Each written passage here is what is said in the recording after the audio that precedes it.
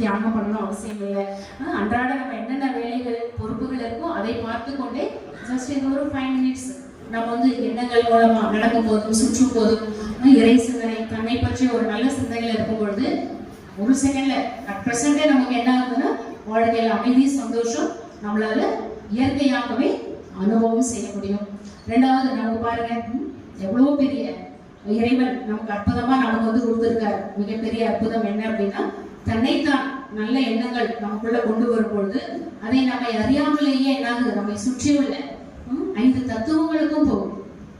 நம்மை சுற்றியுள்ள மற்ற மனிதர்கள் எவ்வளவு பேரு நம் உற்றார் உறவினர்கள் நண்பர்கள் அவர்களுக்கும் நல்ல எண்ணங்கள் இறை சக்தி எல்லாமே போகுது. அதை விட அற்புதம் இயற்கை. லாஸ்ட் இயர் பார்த்தோம் அப்படின்னா இந்த கவர்னர்ல தான் இந்த யோகா டே பண்ணோம். அடுத்த செகண்டே பார்க்கணும் இறைவன் நமக்கு அழகான ஒரு இந்த கட்டிடத்தை கொடுத்துருக்காரு.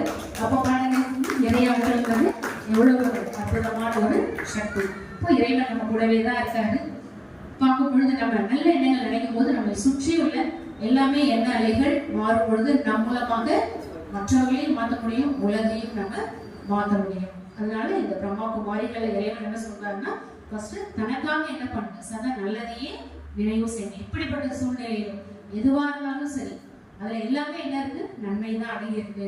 நம்ம நினைக்கிறோம் ஆனா அது முடியுதா? நிச்சயமா முடியறது. வீட்டுல கொஞ்சம் யாரும் லேட்டா வருது இல்ல ஏதோ ஒரு லேட்டா நம்மளுடைய ஒர்க் முடியுதுனாலே எவ்வளவு ஏன்னா இது உலகம் ஃபாஸ்டான ஒரு உலகமா போயிட்டு இருக்கு. அப்போ இந்த மாதிரி நடக்கும் பொழுது எவ்வளவு ஸ்ட்ரெஸ்